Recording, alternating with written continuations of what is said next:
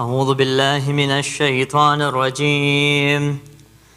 بسم الله الرحمن الرحيم.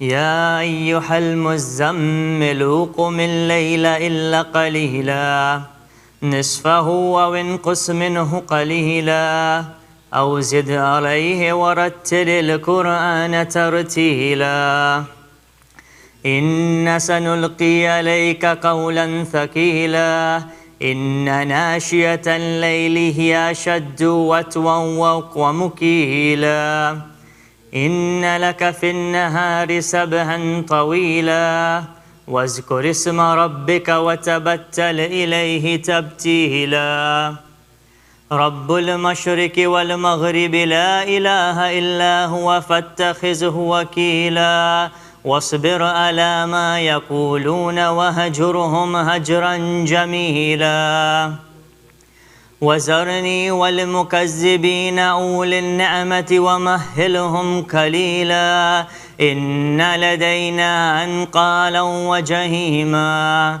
وطعاما ذا غصة وعذابا عليما يوم ترجف الأرض والجبال وكانت الجبال كثيبا مهيلا إنا أرسلنا إليكم رسولا شاهدا عليكم كما أرسلنا إلى فرعون رسولا فعصى فرعون رسولا فأخذناه أخذا وبيلا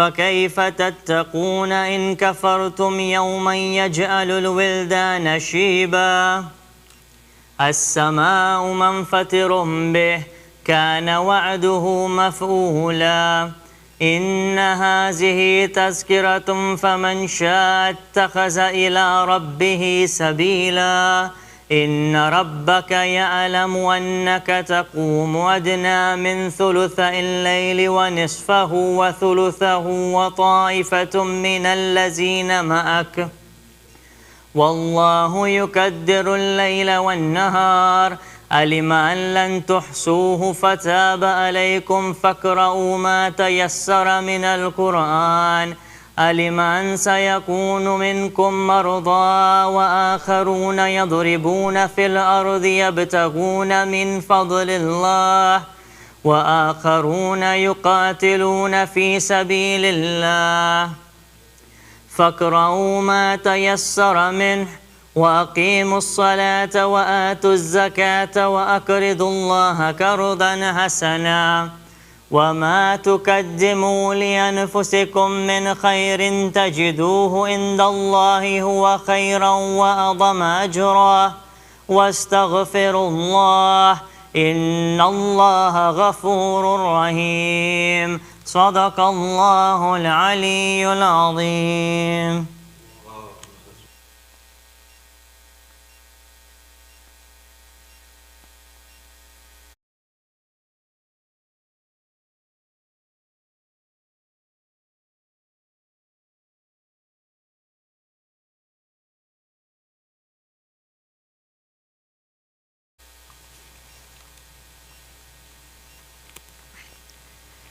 بسم الله الرحمن الرحيم اللهم صل على محمد وآل محمد اللهم إني أسألك برحمتك التي وسعت كل شيء وبقوتك التي قهرت بها كل شيء وخضع لها كل شيء وذل لها كل شيء وبجبروتك التي غلبت بها كل شيء وبعزتك التي لا يقوم لها شيء وبعظمتك التي ملأت كل شيء وبسلطانك الذي على كل شيء وبوجهك الباقي بعد فناء كل شيء وبأسمائك التي ملأت أركان كل شيء وبعلمك الذي أحاط بكل شيء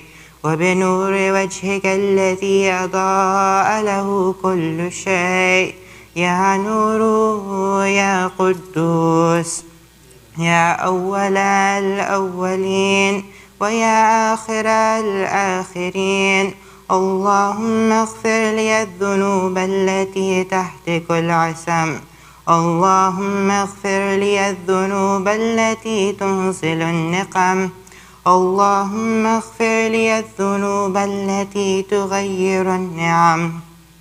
اللهم اغفر لي الذنوب التي تحبس الدعاء. اللهم اغفر لي الذنوب التي تنزل البلاء. اللهم اغفر لي كل ذنب أذنبته وكل خطيئة أخطأتها. اللهم إني أتقرب إليك بذكرك وأستشفع بك إلى نفسك وأسألك بجودك أن تدنيني من قربك وأن توزعني شكرك وأن تلهمني ذكرك. اللهم إني أسألك سؤال خاضع متذلل خاشع أن تصامحني وترحمني وتجعلني بقسم راضيا قانعا وفي جميع الأحوال متواضعا. اللهم وأسألك سؤال من اشتدت فاقته وأنزل بك عند الشدائد حاجته وعظم فيما عندك رغبته. اللهم عظم سلطانك وعلى مكانك وخفي مكرك وظهر أمرك وغلب قهرك وجرت قدرتك ولا يمكن الفرار من حكومتك. اللهم لا أجد لذنوبي غافرا ولا لقبائه ساترا ولا لشيء من عملي القبيح بالحسن مبدلا غيرك. لا إله إلا أنت سبحانك وبحمدك ظلمت نفسي وتجرأت بجهلي وسكنت إلى قديم ذكرك لي ومنك علي. اللهم مولاي كم من قبيح سترته وكم من فاده من البلاء أقلته وكم من عثار وقيته وكم من مكروه دفعته وكم من ثناء جميل لست أهلا له نشرته. اللهم عظم بلائي وأفرت بي سوء حالي وقسرت بي أعمالي وقعدت بي أغلالي وحبسني عن نفعي بعد آمالي وخدعتني الدنيا بغرورها ونفسي بجنايتها ومطالي يا سيدي.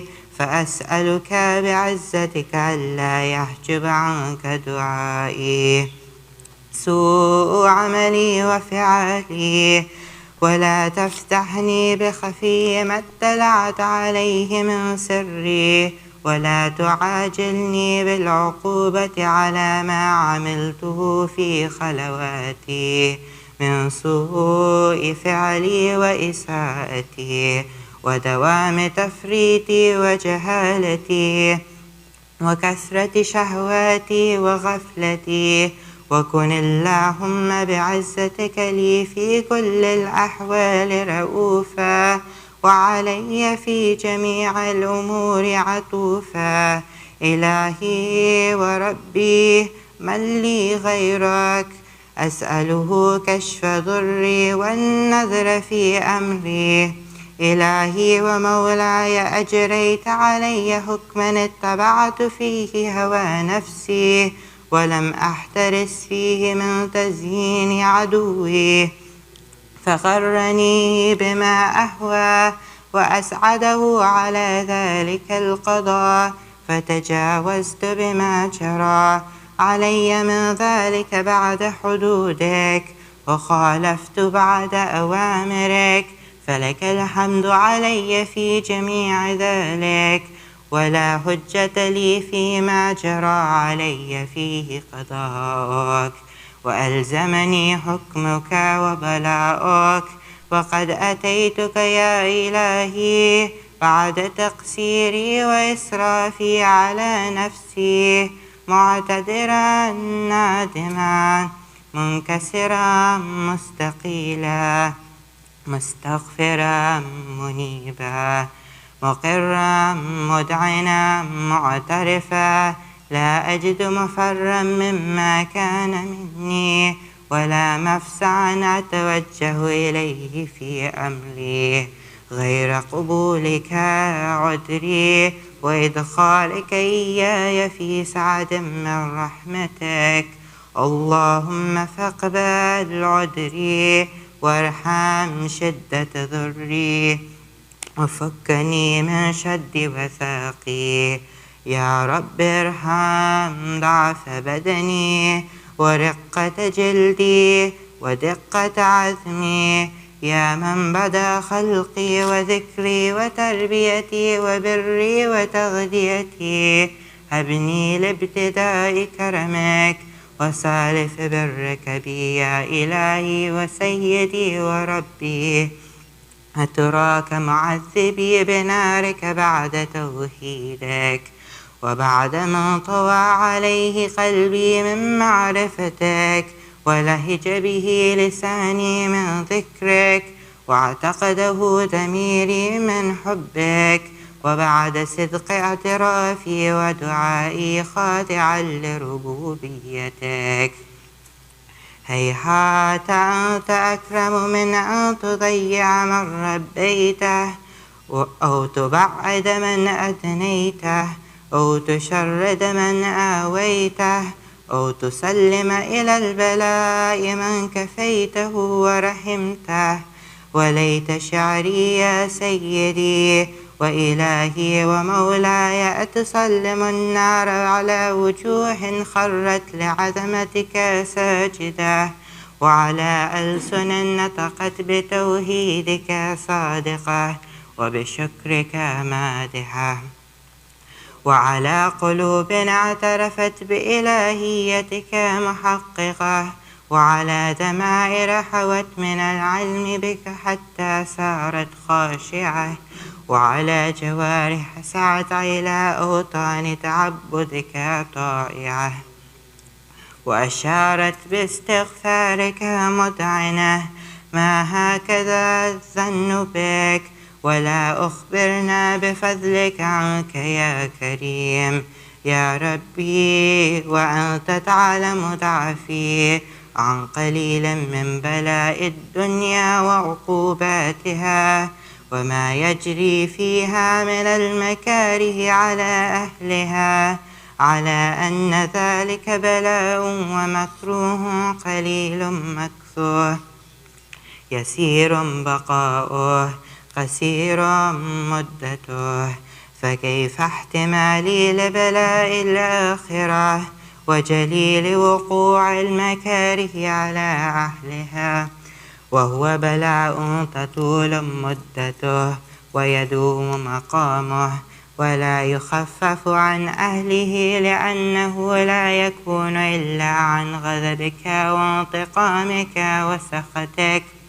وهذا ما لا تقوم له السماوات والأرض يا سيدي، فكيف لي وأنا عبدك الضعيف الذليل الحقير المسكين المستكين.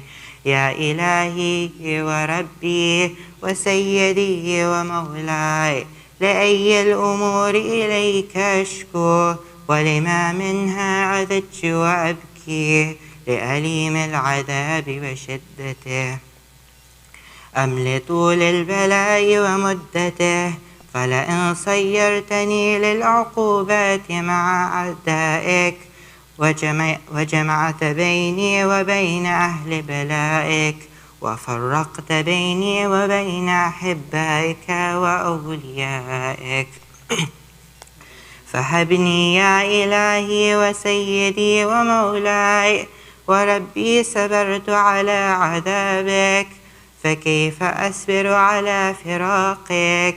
وهبني صبرت على حر نهرك، فكيف أصبر عن النظر إلى كرامتك؟ أم كيف أسكن في النار ورجائي عفوك؟ فبعزتك يا سيدي ومولاي أقسم صادقا لئن تركتني ناطقا لأذجن إليك بين أهلها دجيج الآملين ولأصرخن إليك صراخ المستصرخين ولأبكين عليك بكاء الفاقدين ولأنادينك أين كنت يا ولي المؤمنين يا غاية آمال العارفين يا غياث المستغيثين يا حبيب قلوب الصادقين ويا إله العالمين أفتراك سبحانك يا إلهي وبحمدك تسمع فيها صوت عبد مسلم سجن فيها بمخالفته وضاقت مع عذابها بمعصيته وحبس بين أطباقها بجرمه وجريرته وهو يذج إليك ذجيج معمل لرحمتك ويناديك بلسان أهل توحيدك ويتوسل إليك بربوبيتك يا مولاي فكيف يبقى في العذاب وهو يرجو ما سلف من حلمك أم كيف تؤلمه النار وهو يأمل فضلك ورحمتك أم كيف يحرقه لهيبها وأنت تسمع صوته وترى مكانه أم كيف يشتمل عليه زفيرها وأنت تعلم ضعفه أم كيف يتقلقل بين أطباقها وأنت تعلم صدقه أم كيف تزجره زبانيتها وهو يناديك يا ربه أم كيف يرجو فضلك في عتقه منها فتتركه فيها هيهات ما ذلك الظن بك ولا المعروف من فضلك ولا مشبه لما عملت به الموحدين من برك وإحسانك فباليقين أقطع لولا ما حكمت به من تعذيب جاهديك وقضيت به من إخلاد معانديك لجعلت النار كلها بردا وسلاما وما كان لأحد فيها مقرا ولا مقاما لكنك تقدست أسماؤك أقسمت أن تملأها من الكافرين من الجنة والناس أجمعين وأن تخلد فيها المعاندين وأن تجل ثناؤك قلت مبتدئا وتطولت بالإنعام متكرما أفمن كان مؤمنا كمن كان فاسقا لا يستوون إلهي وسيدي فأسألك بالقدرة التي قدرتها وبالقضية التي حتمتها وحكمتها وغلبت من عليه أجريتها أن تهب لي في هذه الليلة وفي هذه الساعة كل جرم أجرمته وكل ذنب أذنبته وكل قبيح أسررته وكل جهل عملته كتمته أو أعلنته أخفيته أو أظهرته وكل سيئة أمرت بإثباتها الكرام الكاتبين الذين وكلتهم بحفظ ما يكون مني وجعلتهم شهودا علي مع جوارحي وكنت أنت الرقيب علي من ورائهم والشاهد لما خفي عنهم وبرحمتك أخفيته وبفضلك سترته وأن توفر حظي من كل خير أنزلته أو إحسان فثلته أو بر تنشره أو رزق تبسطه أو ذنب تغفره أو خطأ تستره يا ربي يا ربي يا رب يا إلهي وسيدي ومولاي ومالك رقي يا من بيده ناصيتي يا عليما بضري ومسكنتي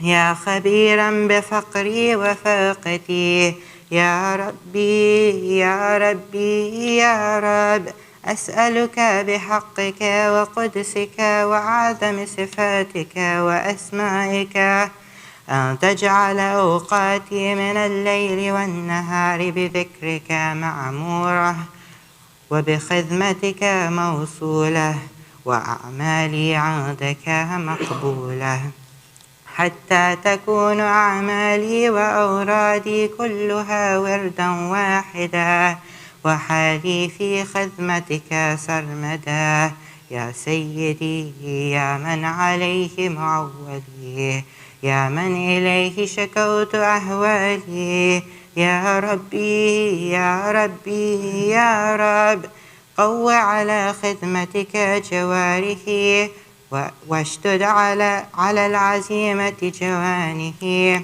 وهب لي الجد في خشيتك والدوام في اتصال بخدمتك حتى أسرح إليك في ميادين السابقين وأسرع إليك في المبادرين وأشتاق إلى قربك في المشتاقين وأدنو منك دنو المخلصين وأخافك مخافة الموقنين وأجتمع في جوارك مع المؤمنين اللهم ومن أرادني بسوء فأرد ومن كادني فكد واجعلني من أحسن عبيدك نصيبا عندك وأقربهم منزلة منك وأخصهم زلفة لديك فإنه لا ينال ذلك إلا بفضلك وجد لي بجودك وعطف علي بمجدك واحفظني برحمتك واجعل لساني بذكرك لهجاه وقلبي بحبك متيما ومن علي بحسن إجابتك وأقلني عثرتي واغفر زلتي فإنك قضيت على عبادك بعبادتك وأمرتهم بدعائك وذمنت لهم الإجابة فإليك يا ربي نسبت وجهي وإليك يا ربي مددت يدي فبعزتك استجب لي دعائي وبلغني مناي ولا تقطع من فضلك رجائي واكفني شر الجن والإنس من أعدائي يا سريع الرضا اغفر لمن لا يملك إلا الدعاء فإنك فعال لما تشاء يا من اسمه دواء وذكره شفاء وطاعته غنى ارحم من رأس ماله الرجاء وسلاهه البكاء يا سابغ النعم يا دافع النقم يا نور المستوحشين في الظلم يا عالما لا يعلم صل على محمد وآل محمد وافعل بما أنت أهله وصلى الله على رسوله والأئمة الميامين من آله وسلم تسليما كثيرا.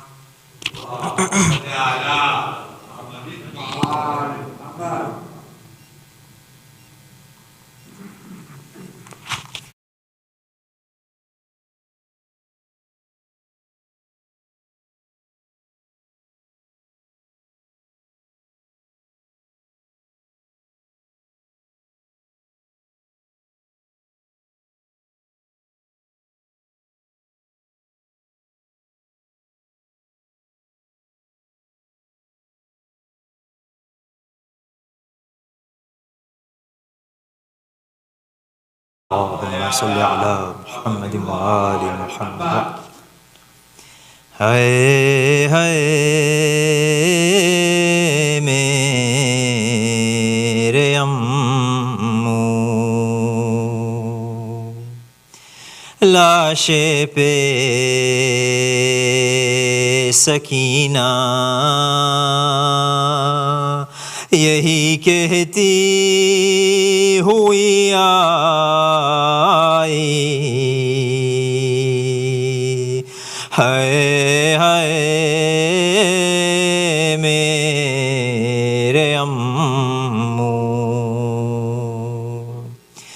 پانی کے لیے تم نے اذیت یہ اٹھائی،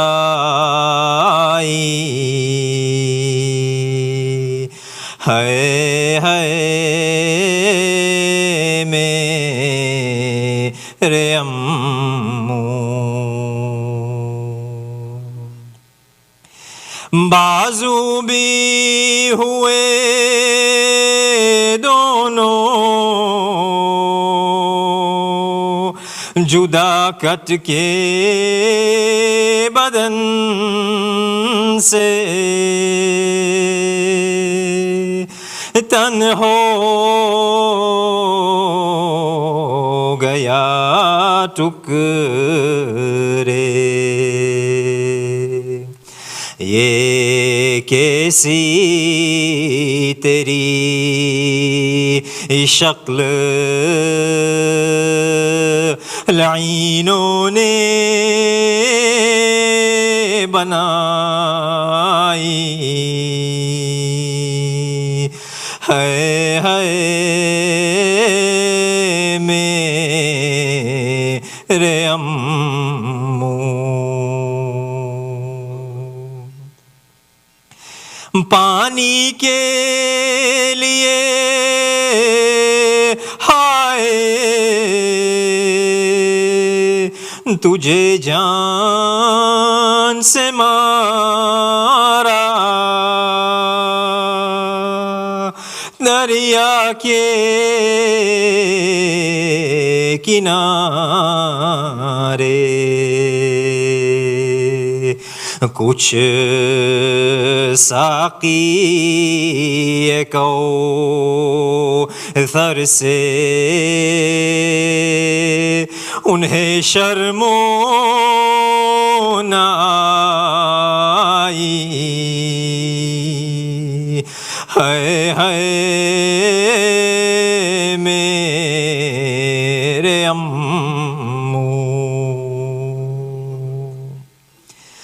اب کس سے کہوں گی میں پیاسی ہوں چچا جان، لا دو مجھے پانی، دل سوز کوئی دیتا نہیں ایسا دکھائی، ہائے ہائے میرے امو، دریا سے نہ لانے دیا ایک پانی کا قطرہ، ہے ہاتھ کسی نے، میں پیاسی رہی جان، وہاں تم نے گوا دی، ہائے ہائے میرے امو، تم مر گئے میں رہ گئی روتی ہوئی پیاسی،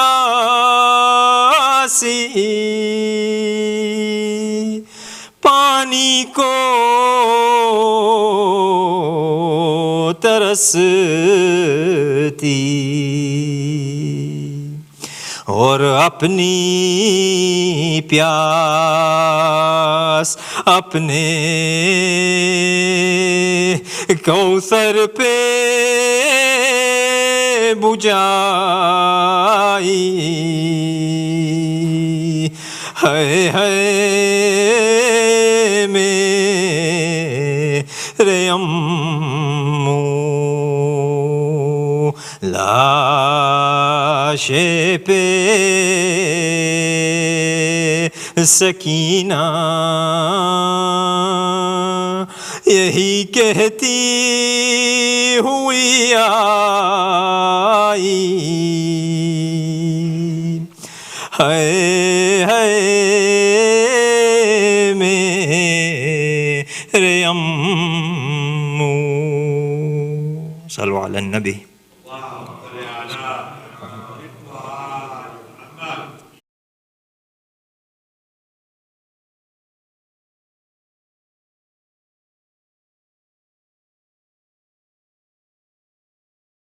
Bismillah ar-Rahman ar-Rahim. Sayyid Hasan Rizvi, respected elders, brothers, sisters in Iman, Assalamu alaikum wa rahmatullahi wa barakatuh. Surah Fatih is requested for all the names listed on the screen in Kullu Arwahil Mu'mineen wal Mu'minat, Sawab al-Fatiha.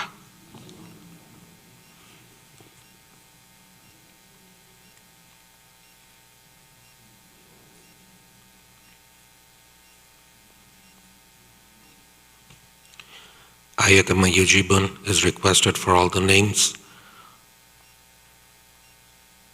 Ayat Yujibun is requested of all the names listed on the screen and whoever is in need of it here and elsewhere. Let us all recite it together. Bismillahir Rahmanir Rahim.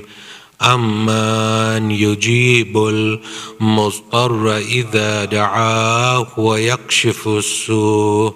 أَمَّنْ يُجِيبُ الْمُضْطَرَّ إِذَا دَعَاهُ وَيَكْشِفُ السُّوءَ أَمَّنْ يُجِيبُ الْمُضْطَرَّ إِذَا دَعَاهُ وَيَكْشِفُ السُّوءَ أَمَّنْ يُجِيبُ الْمُضْطَرَّ إِذَا دَعَاهُ وَيَكْشِفُ السُّوءَ أَمَّنْ يُجِيبُ الْمُضْطَرَّ إِذَا دَعَاهُ وَيَكْشِفُ السُّوءَ. اللهم صل على محمد وآل Muhammad. All members are requested, whoever had the vaccine to please register. The link is in the newsletter and also has been sent out via WhatsApp. Now let us invite Sayyid to come forward and recite tonight's Majlis par Muhammadin wa ali Muhammad Salawat.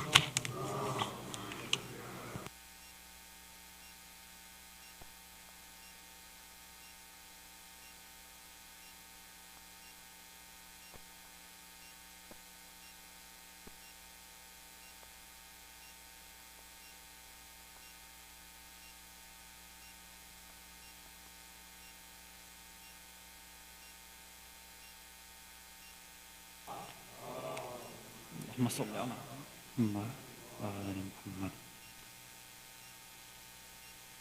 رحم الله من قرأ الفاتحة.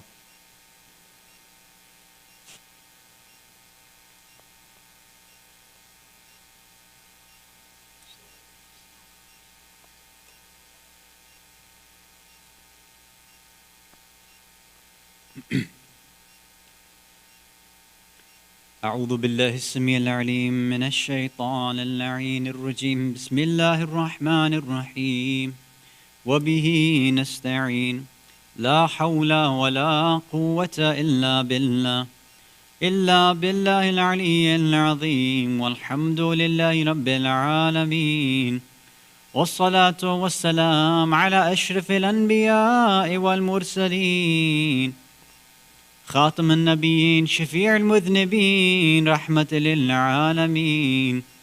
سيدنا ونبينا وحبيب قلوبنا والشفيع نفوسنا والطبيب ذنوبنا أبي القاسم المصطفى محمد اللهم صل على محمد وآل محمد ثم الصلاة والسلام والتحية والإكرام على أهل بيته الطيبين الطاهرين المعصومين المظلومين ولعنة الله على أعدائهم أجمعين من الأولين والآخرين إلى قيام يوم الدين أما بعد صلوات على محمد وآل محمد اللهم صل على محمد مؤمنين مؤمنات brothers and sisters in Islam and Iman Assalamu alaikum wa rahmatullahi wa barakatuh. So, as usual for Thursday nights, we'll start with the Slido questions because there are a significant amount. Okay, so I guess we'll go in order of how they've been voted up. All right, Bismillah ar-Rahman ar-Rahim. Would you consider the background music in quotes, or tuning, I guess they mean tune, in manqabats or nohas halal, even though it's not music? So there's a lot to unpack in this question.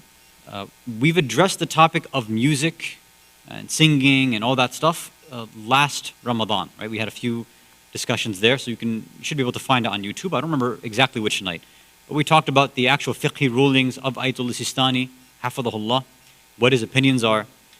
The summary of it is that not all music is haram, according to most marajis, such as Ayatul Sistani. There's something known as haram music and then something as halal music, right? So the other thing is too, is like, would I consider? He's saying, would you consider? It doesn't matter what I consider. It's, your marja gives you the definition, the ruling. So you find out, for example, Ayatul Sistani has specific criteria.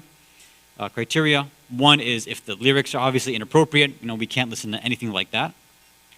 The other is in terms of the tune itself is, again, just to simplify it so we don't go too far into this, is if the tune, the melody, is something that is normally associated with music that's generally associated with a gathering that's main purpose is for haram things, then that type of music and that type of sound is haram.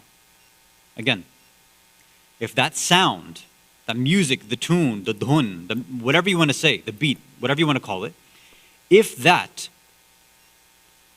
is normally understood in our area, where you are, right, in your locale.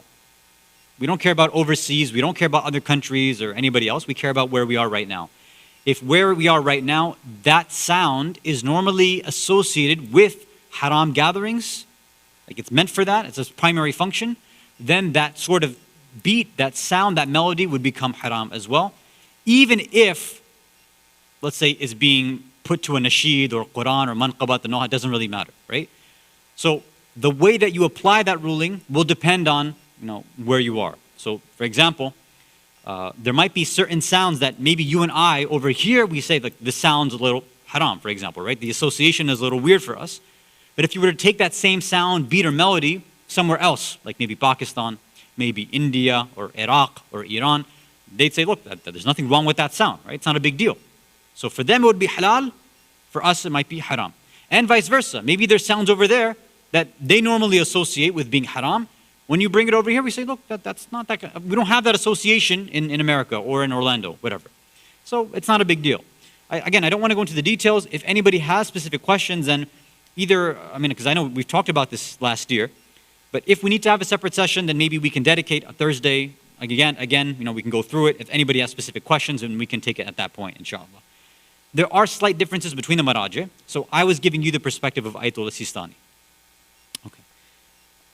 What if we did the review quiz at the beginning of each session and gham at the end? Then people will always want to come back the next week to check if they remember the last week. So if you remember, we were asking for different ways that we might be able to accommodate and have a musibah, gham bayan, on Thursday nights. So this is not a bad suggestion as well. The only issue that would still remain is that because of we're now doing both the quiz and the musibah and the gham, it's just going to take a little bit too much time, right? It's going to take away from everything else. And that's going to be a problem, right? Because we've already said before, people have thought the amount of time that we're taking right now for the programs is either just right or it's too much. So to add things on, I think won't really be in everybody's favor, especially because it's a work and a school night. But thank you for the suggestion. Okay, next one is, what's the ruling on eating makruh? So I'm kind of confused if this, at this question, right? It's like somebody asking, what's the ruling on eating haram? The ruling on eating haram is that it's haram, you can't eat it. The ruling on eating makruh is that it's makruh, right? Anything that's makruh, in terms of things that are non-worship, non-ibadat, like this, it's makruh, meaning it's not great for you. You're not going to go to hell if you eat it, but it's not going to help you on your spiritual journey. It's not going to benefit you, really. Right? So there might be certain animals, for example, that some we clearly know are haram, like pigs and dogs and things like that, right? They're haram, you can't eat them no matter what. But there are some animals, again, maraja differ, but things, for example, I think like, if I'm not mistaken, ducks, rabbits, things like that. I have to double check, but there are some animals which are known as makruh animals, meaning you could eat them, but it seems like there's evidence in our riwayat, in our hadith, that say this is not something suitable for a mu'min, or maybe not suitable for a Shia. So the wording isn't clear enough for our maraja to say it's haram, but they say, look, it doesn't seem like this is something good for you to do. If you do it, it won't count against you like legally. You're not going to get, bad boy or bad girl points, right? Guna. It's not going to be like that. But again, it might harm your spiritual journey. So again, I don't know if somebody had a specific thing they were asking here. Hopefully it was addressed. If not, then you can ask another question and inshallah we'll address it. I guess it'll be in 2 weeks, inshallah. Okay, next. Why do we celebrate Mi'raj on the 27th of Rajab? But you said many scholars say that Mi'raj isn't on the 27th of Rajab. Okay. So we've had these sort of why questions before, right? Or another way is, why are we doing something which seemingly is incorrect or wrong when many of our ulama say it's not the case? Well, that's going to depend on every single instant. I mean, I can't answer that. One of the reasons possibly is because the Ahlul Sunnah wal Jama'ah, most of their scholars believe that the Isra and Mi'raj took place on the 27th of Rajab. And unfortunately, somehow, again, we have to look at how this really happened in history. I haven't really looked at it, but generally speaking, a lot of individuals, when they've been mixed with Sunnis, they take things here and there without really knowing that they might be grabbing something from the Sunnis that may be not a part of our faith. Another example might be shrimp. I've heard from so many Shias that say they think that shrimp is makruh. Now, I have scoured, because I love shrimp. I'll die, I swear to you, I will die for shrimp. So when somebody said it's makruh, I said, look, man, you need to calm down. I'm going to do the research. I looked at almost every single marja that I could have, from the beginning of Islam up until now, and I haven't found one marja that says that makruh, or that shrimp is makruh. Alhamdulillah, right? And you're talking to somebody that was frequenting Red Lobster all-you-can-eat buffets, right? So that's what I was doing there, all-you-can-eat, shrimp fest. So this was something near and dear to my heart. I didn't find any evidence. The only thing that I did find was that there are some Sunni scholars that say shrimp is makruh. So again, because sometimes there is mixing going on in our communities back home in the East. Alaikum salam. Because sometimes people, when they Google stuff or they do the research, even if it's from a book, they don't know that the book may not be from a qualified Shia scholar, or it might be from a qualified scholar, but he's a Sunni scholar, right? So sometimes we don't know where we're grabbing these things from. And unfortunately, again, sometimes our own speakers and scholars, especially with this Mi'raj, you'll still hear a lot of people saying that, yes, this is Isra and Mi'raj. And again, it's a mistake on their part, but maybe they've done the research and maybe they actually believe it. I highly doubt that. But a lot of times, this is something deeper that maybe we can talk about another point. We talked about it in that Saturday night chai chat that we had with Sheikh Amin Raslani. Not every single person that's gone to Hawza has studied every single idea in Islam in depth. It's impossible. It's not going to happen. I mean, for example, myself, I'm not an expert, nor not even an amateur in history or fiqh or usul. These are not my strong subjects. I try to focus more on other things like logic, epistemology, philosophy, irfan. That's what I try to, I'm not an expert, but I focus a bit more on those things. Or specifically issues that were related to us being raised and dealing with things in the West specifically, in a Western society. There are many others who focus on things like history and the sociological impacts of how scholars and their opinions have changed our community ideas over time. So you'll see they have these things written in books of why is it that Shias do X, Y, Z? How did it actually come into our communities? So if you remember, I think a couple months ago, we talked about why is it that Shias, right now, we have this, in terms of our Azadari, we start from, either the 1st of Muharram or a little bit before 1st of Muharram, all the way up till Arba'in, or sometimes after Arba'in, right? Up until Eid al-Zahra, basically, or the night before Eid al-Zahra.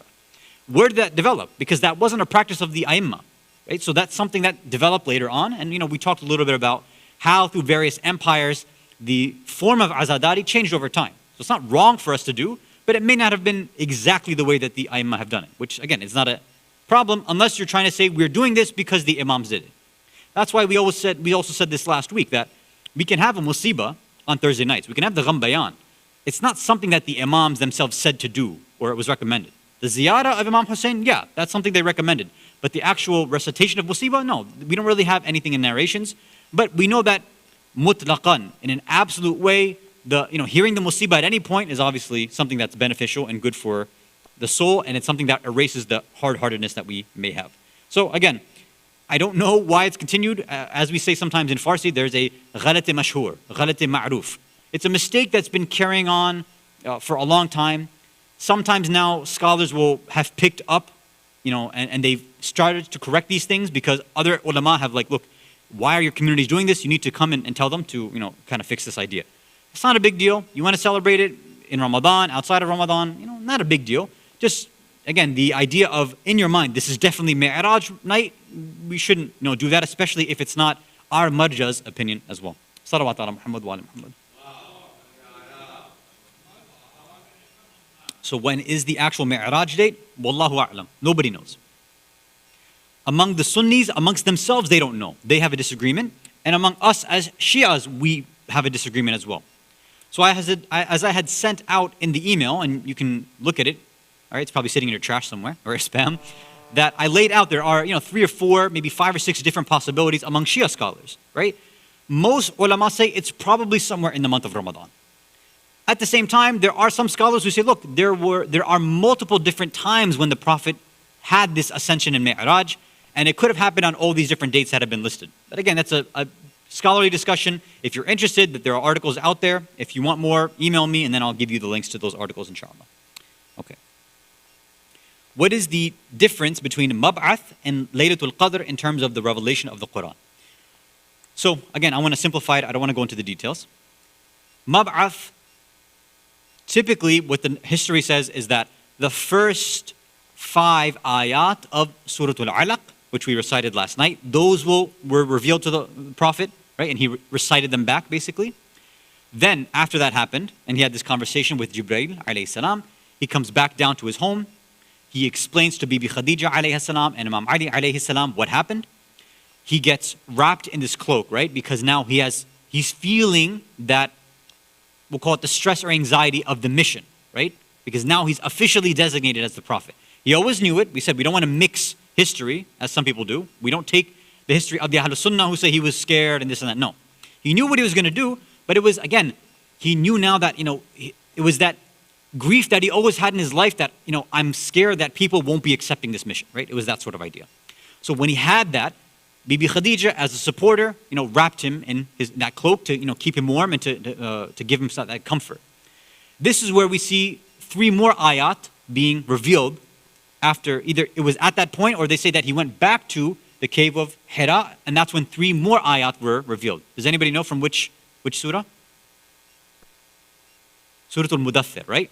Bismillah ar-Rahman ar-Rahim. Ya ayyuha al-Mudaththir, which is, it's saying, oh, you who is Mudaththir, wrapped up in your cloak, right? Because he had the cloak now, he went back up. So this is still on the night of Mab'ath, right? Qum wa anzir, or qum fa anzir. I forgot the actual ayah. So it's saying that now you stand up, meaning metaphorically, get up, and now anzir. Now you go and warn everybody else about this mission, right? And then express the words of Allah. So these 3 ayat of Surah Al-Mudaththir were also revealed. Some ulama say at that point also the rest of the Quran was also revealed. That isn't a majority opinion. What most ulama say is now, again, we're talking about this is the 28th of Rajab, right? Then comes Sha'ban. Then we get to Ramadan. Ramadan, we have the night of Qadr, right? Laylatul Qadr. When we come to Laylatul Qadr, they say this is now when the full amount of the Quran descends upon the heart of Rasulullah sallallahu alayhi wa alihi wa sallam.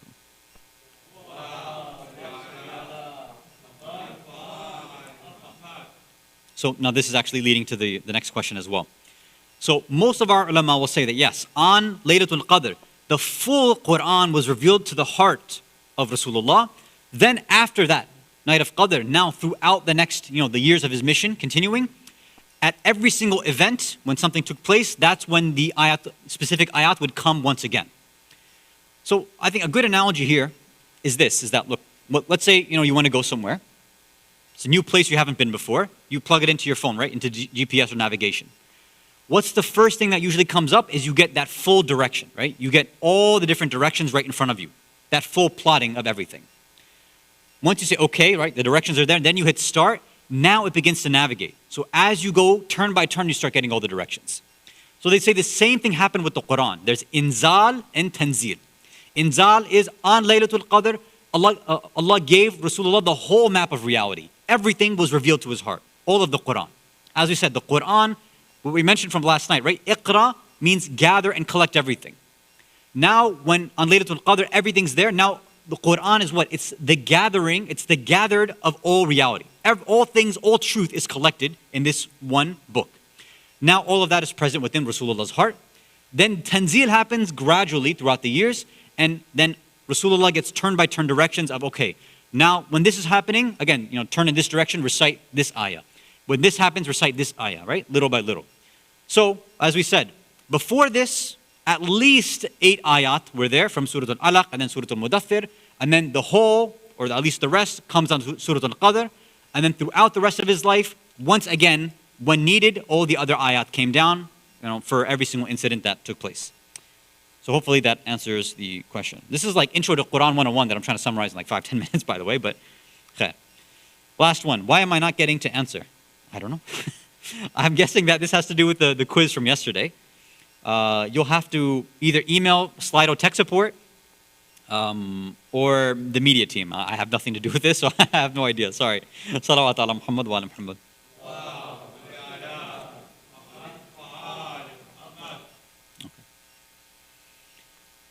Okay. So this will be our final session of Rajab, right? Because next week, we'll be moving into Sha'ban, obviously, and then we'll have the honor of benefiting from the knowledge of Sheikh Shabr Mahdi, and that'll continue on till his programs will be Tuesday, Wednesday, and Thursday night, right? So I'll have a nice vacation for a week, and then I'll see you, inshallah, the week after that. So obviously, we didn't get through the whole dua. It would have been nice, but we didn't get through everything. I think there's maybe a few more points that we can focus on for tonight before we move into the musibah. And hopefully these are points that we can try in these last few nights as we recite this dua. Hopefully we've gained a new appreciation for this dua that we recite in Rajab after every single salah, right, if we can. So I won't recap because we don't have too much time left, so I'm not going to recap from what we discussed previously. So I want to move right to the next line. Bismillah ar-Rahman ar-Rahim. وَاصْرِفْ عَنِّي بِمَسْأَلَتِي إِيَّاكَ جِمِيعَ شَرِّ الدُّنْيَا وَشَرِّ الْآخِرَةِ. So the literal translation that you and I usually see is, Allah, keep away from me, and I'm asking you only, keep away from me all of the shar, the evil of the dunya, and the shar of the akhirah, the evil of the akhirah. The focus that what I want to spend time on is this idea of wasrif. So it's this command that we're saying, isrif. We're asking Allah, right? So the literal meaning is that, keep it away from me. What are we actually saying here? So it's coming from the root letters sad, ra, fa, sarf. Sarf has various different meanings in Arabic, and some of those we even use in our own languages like Farsi or Urdu as well. And I'm assuming that they'll probably be used in the same way in Gujarati. So in Arabic, for example, you can use sarf in one meaning to mean to spend, to actually to use, to utilize something. So for many of you who have been, for ziyarah, whether it was in Iraq or Iran, any of the Arab countries or the Farsi-speaking countries, when you want to go to exchange money, you're looking for a sarraf, right, or sarrafi, somebody who exchanges things, right, exchanging currency very specifically, right. So a sarraf is one who's exchanging money. Sometimes sarf will be used to mean the expenditure, right? You're spending your money, right? When somebody does that sarf, they're spending their actual money as well. We also have the meaning of sirf. Sirf, when we say only, right? Mujhe sirf ye chahiye. I only want this. So we use that in, you can say sirfan in Arabic, sirfan in Farsi, and in Urdu. I'm guessing Gujarati will use it the same way, right? So use it in all these languages to mean only. Then the other one, which we'll see in the Quran specifically, and this is the only meaning we end up seeing, or actually there's two meanings, sorry. Two meanings in the Quran. So the one that is closest to what we're talking about in this dua has the meaning of diverting, averting, and kind of distracting and pushing away. So for those of you who are, familiar with these various Quranic du'as that we recite in Qunut, right? I think you can maybe remember. So one comes in Surah Al-Furqan, Surah 25, Ayah number 65. أعوذ بالله من الشيطان الرجيم بسم الله الرحمن الرحيم والذين يقولون. So there are those who say ربنا اسرف or ربنا اسرف عنا عذاب جهنم إن عذابها كان غراما. So we're saying, oh, our Rabb isrif. So keep away, avert, distract, push away from us adhab jahannam. The adhab of Jahannam. Why? Because without a doubt, the adhab, it's adhab. The adhab of Jahannam is something which is adhering, it's everlasting, right? It stinks, basically, right? So over here, we're saying, look, all that adhab from Jahannam, that fire, that punishment, Allah just keep us away from it, right? Put a distance between it and us. So this meaning seems very close to what we're talking about in this dua, right? We're saying, right? Wasrif anni bimas'alati, all the shar of the dunya and the akhirah. So keep away from us all of these things. But there's one other usage that we actually see in the Quran as well, in a slightly different form, which helps us understand some of the deeper meanings of this word. If you can recite a salawat ala Muhammad wa ala Muhammad.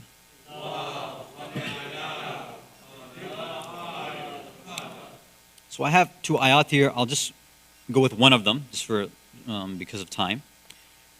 So this we see in Surah Al-Baqarah, right? Surah 2, Ayah 164. Bismillah ar-Rahman ar-Rahim.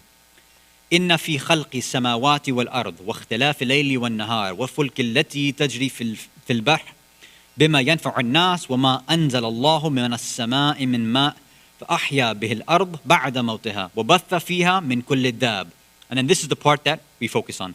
وتصريف الرياح والسحاب المسخر بين السماء والأرض لآيات لقوم يعقلون. So backtrack. So I guess only the English is there. وتصريف الرياح, which is Allah, He's talking about various things that He does, right? Of His creation of the skies and the earth. He changes the night and the day. He makes the ship sail. All these things, and it comes to one of the other bounties and blessings and controls that Allah has, which is what? وَتَصْرِيف فِي الرِّيَاحِ, that He directs, manages, and controls the winds. So He's using tasrif, right? Sad, ra, fa is still being used here. So tasrif here doesn't mean pushing away. It's not like wind is being pushed away from things. It's not diverting or distracting, but it's directing from one place to another. It's a movement, right? So it's not an expenditure as well, and it's not in the meaning of only. It's this meaning of, like a change in orientation or a change in direction, right? Moving it from one place to another. And this is reflective of the deeper meaning and the true sort of metaphysical meaning of israf or sarf, which is that we want to be reoriented in our life.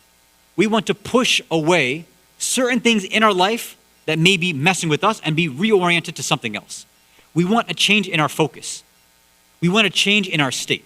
In the same way, Allah moves the winds to control everything, right? He moves the wind to control the atmosphere and the weather. That same wind will allow the ships at sailboats to move. That same wind, especially here in Orlando, when we feel that cool breeze, right? We feel that blessing there as well. That same wind is not always negative. Yes, it can have that extreme amount in a hurricane, right? Or a sandstorm. But generally speaking, we can think of it as a bounty as well, when it's being directed in a way that's beneficial for us. Remember what we said in the previous, right? In the previous line of the dua. We said that we want all of the khair of the dunya and the akhirah. And what we said what that means is not like we get all the physical good stuff and then separately we get, heaven. It's that there's a connection between all this, right? The physical realm is a place where we plant the seeds, and this connects to what we get in the akhirah. So we want Allah to give us all the good here, meaning the right means, the right medium, the wasila, everything we need here spiritually, in physical means so that we can get, a lifetime of Jannah. That's what we're looking for. So we want the means. We want our life to be oriented towards Allah. That was the idea there. Everything. The same thing is being said here. We want to be completely diverted, completely distracted, completely reoriented so that any physical thing that'll put us away from Allah, we want to be pushed away from that. If there's something in my life that I might think is good, right? Maybe good health will distract me from Allah. Wealth will distract me from Allah. Having a bigger family will distract me from Allah. Having, again, no issues in my life might distract me from Allah, right? Might give me arrogance. So what we're really saying here is, when we're saying, to divert, to do this israf or tasrif, we're saying push these sorts of winds in a way where it pushes me towards you, not in a way where it's going to push me towards something that'll take me away from Allah. That's the reality of shar. Shar, when we say evil, we think about something that we think is bad. But there's a deeper meaning of shar. It's not physical evil. It's something that's metaphysical. Shar has that same idea as dhulamat or dhulm, darkness. Anything that is not Allah, that doesn't take us to Allah, that's dhulm, that's darkness. Whether we think about something being haram, makruh, anything like that, even something that's mubah, if it's not spiritually beneficial, that's still a dhulm for us as well.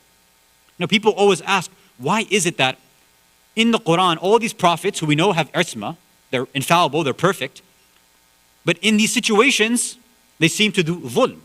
Say, well, if they're ma'soom, like Nabi Adam and all the other anbiya, like Nabi Ibrahim, Nabi Yaqub, Nabi Yusuf, all of them, in the Quran, Allah seems to say that they have done dhan, dhalamtu nafsi. A lot of them say things like this.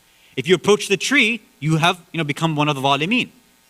It's a deep discussion, but generally one of the meanings is that it's because they have not chosen the best route to get to Allah. They didn't sin, but they haven't chosen the most enlightened, most nurani way to get towards Allah. So because of that, there's a bit of darkness in their life. But this is something that is never, ever applicable to the Ahlul Bayt, meaning Rasulullah, and the Aimma alayhimu salatu wassalam. Salawat ala Muhammad wa ala Muhammad.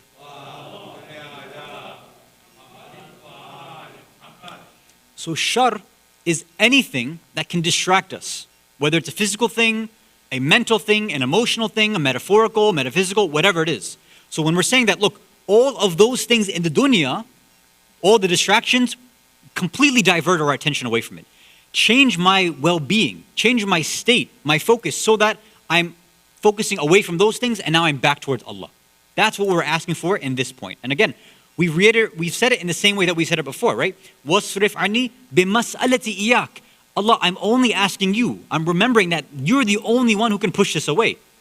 I'm not going to be able, with my limited mind, my limited intellect, my incomplete soul, that nafs which pushes me towards evil and physical things constantly. I can't figure it out. Allah, you know what is best for me. You know what's worse for me. So I want you to push me away, distract me from all those things which are going to mess my life up, and push me only towards all of that good of the dunya and all of the khair, which is in the akhirah as well. Interesting, of course, is that we're saying jami'a sharr dunya, all of the negative influences in the dunya, but we're not saying jami'a sharr akhirah, because in that afterlife, the totality of the afterlife is not full of shar. That's why, we have interesting perspectives from some of our, especially our urafa. They say, look, we know that we have this idea that there are going to be certain individuals who will remain in hellfire forever. We know that, right? So we might say, look, isn't akhirah going to be all shar and evil for them because they're going to burn in hell forever? Right? Especially those who, stole the rights of the Ahlul Bayt, for example, who oppressed the Ahlul Bayt, right? They say, yes, no doubt. But they say that for certain individuals, certain people, again, this is a minority opinion, they say that some of these individuals, after going through that purification process by Allah, because that's what that burning is in hellfire, right? It's not like Allah's there with a whip burning people. No, that's a childish way of looking at it. Or what if I say, no, this is Allah boiling them to purify them. That's why we boil water, to purify. Allah says the boiling, all this stuff is to purify your soul so that hopefully a little bit of light comes out in you. That same fitrah that was always in you becomes purified. So according to some of our urafa, they say, look, when this happens, because the akhirah is a creation of Allah so that we can eventually come back to Him, right? Inna lillahi wa inna ilayhi raji'un. Everything has to come back to Him. So even those who will remain in hellfire forever, after they've been purified for, only Allah knows how many infinite, Google amounts of years. At one point they'll say, you know what? We now recognize the dhulm that we've done to ourselves. And they feel that shame. And that is a little bit of light just for them. Although they may remain in hell there, but they'll say, you know what, Allah, we don't want to be removed from hellfire because we see what we have done to the manifestations of your light. We realize and recognize what we've done to the Ahlul Bayt.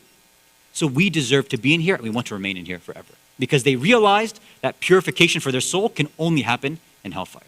So there is no jami' ash-sharr al-akhirah. There is no, always being in distance from Allah, even in hellfire. Some of them say no. This is alluding to the fact that even the worst of the worst individuals will still say, at the end of the day, Allah, we recognize that this is something beneficial for our soul. Salawat ala Muhammad wa ali Muhammad.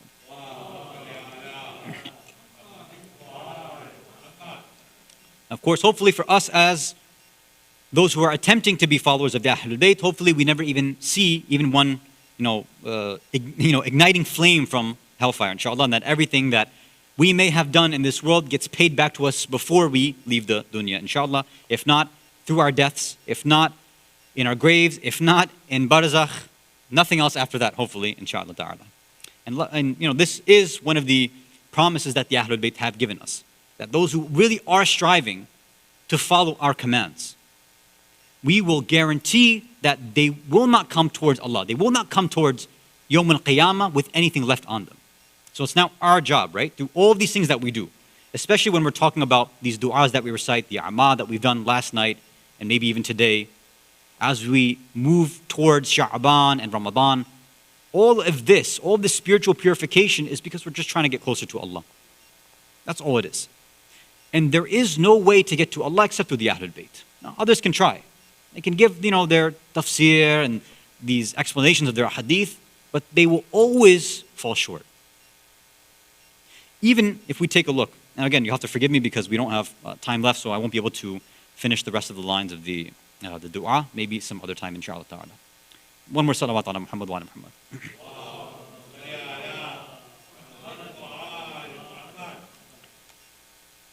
It's interesting. We think about the month of Rajab, right? It's the first, it's a spring.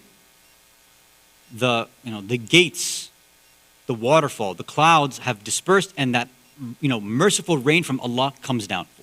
So yes, look at all the blessings that we get in this holy month. The announcement of the prophethood, for example. But it's also interesting that as we end off the month too, that we have to also commemorate and see that sometimes that purification requires great sacrifice and struggle. It's not always going to be easy. And only those who have that strong spiritual willpower and stamina and strength can make these big sacrifices.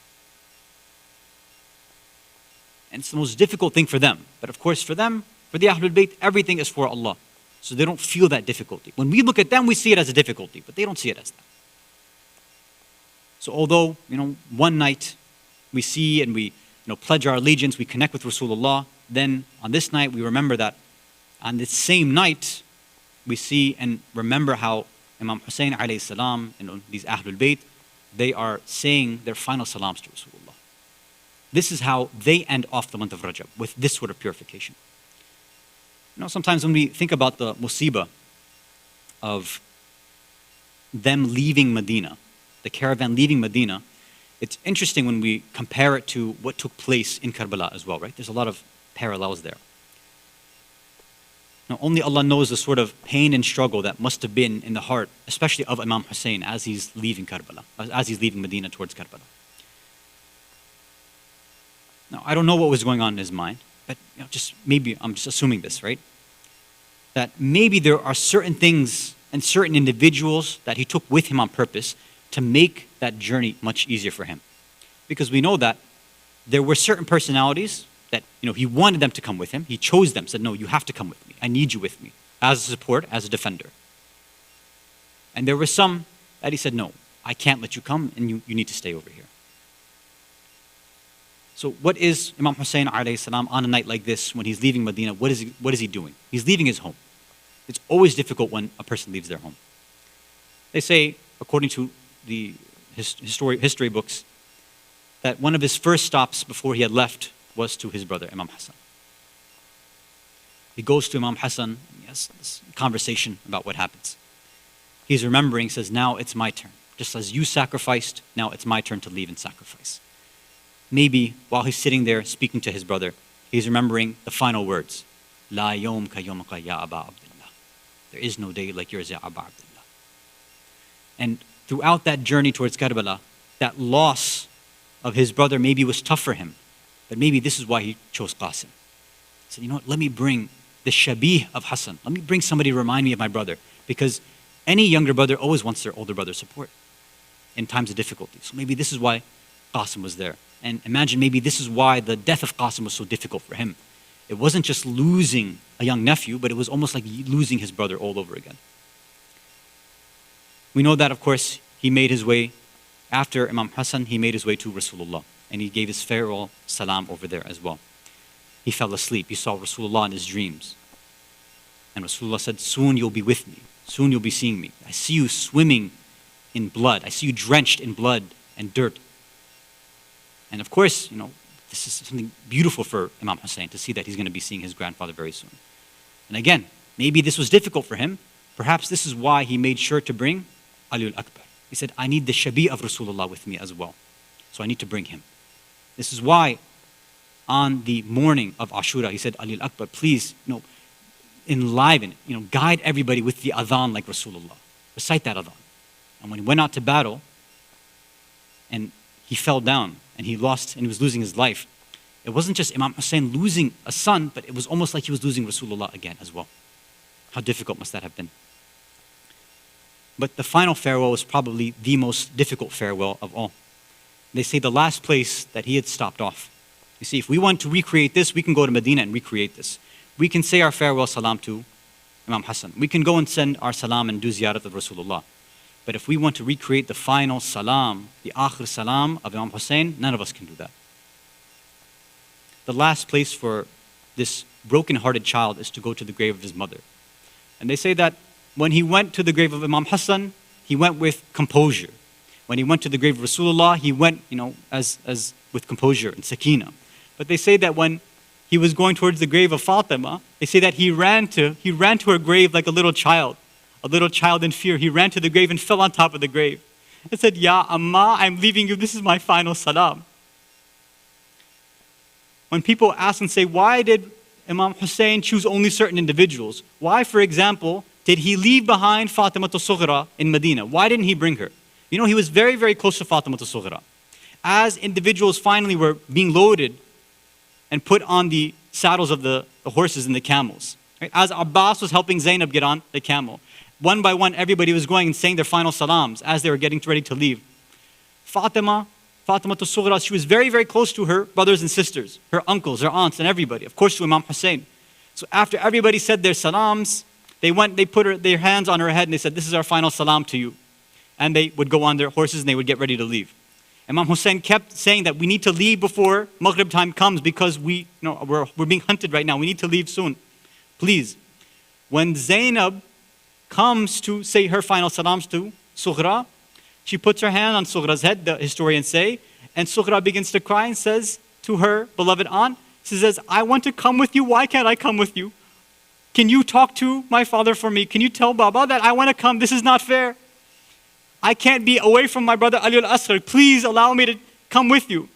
And Zainab couldn't see Sughra's heart broken like this. She said, fine, I understand your khahish. I'll take you with me and let's go. I'll tell my brother. I'll say that you have to come with us.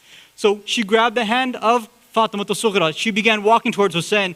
And Hussain, when he sees Zainab, he sees his sister and his daughter coming towards him, he already knows. He says, Zainab, I know exactly what you want to say. I have to reject this. Fatima al-Sughra must stay over here. Zainab says, please tell me why, akhi, why is it that she has to say? He said, I need my support. I want to see somebody like Imam Hasan, so Qasim comes with me. I need to see the Shabi of Rasulullah, so Ali al-Akbar comes with me. But when I look at Fatima al-Sughra, I remember my ma Fatima. I can't see her when I go to a place like this. I don't want to have to remember the face of Fatima when we're sitting there on the plains of Karbala. For this reason, I have to leave Fatima al-Sughra here. ألا لعنة الله على قوم الظالمين وسيعلم الذين ظلموا أي منقلب ينقلبون إنا لله وإنا إليه راجعون رضا بقضائه وتسليما لأمره صلوات على محمد وآل محمد.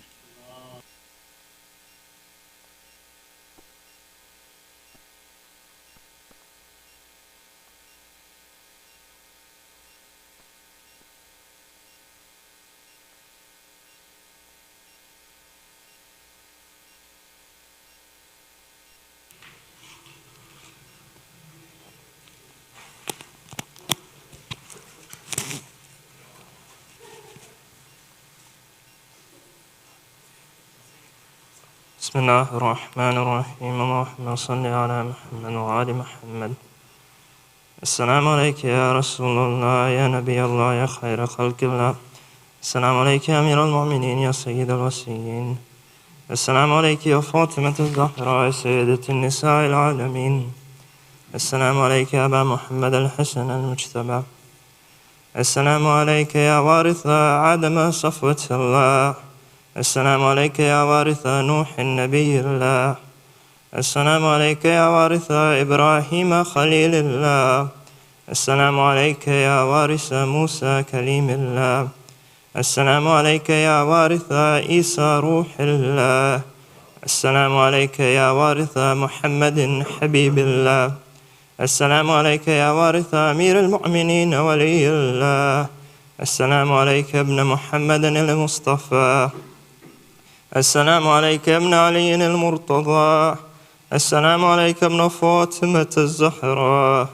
السلام عليك ابن خديجة الكبرى. السلام عليك يا ثار الله وابن الثار والوتر الموتور.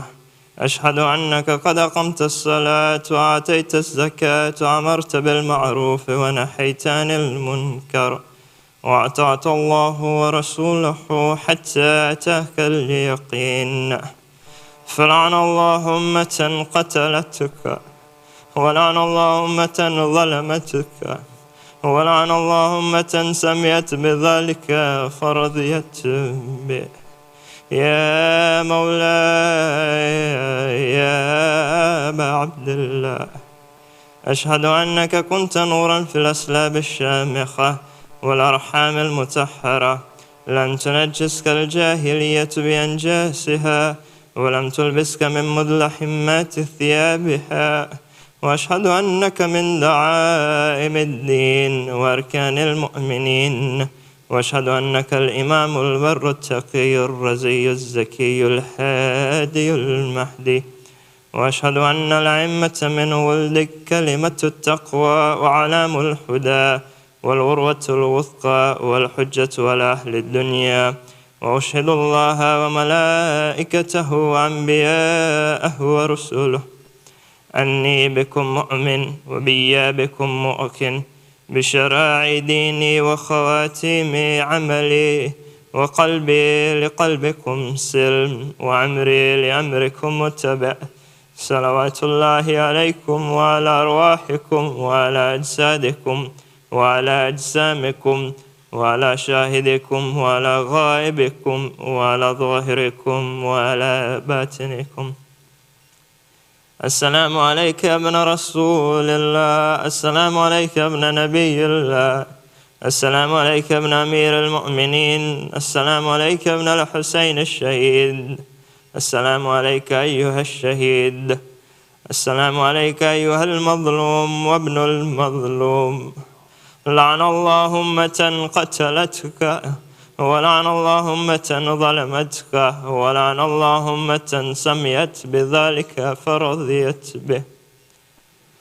السلام عليكم يا أولياء الله وأحباءه.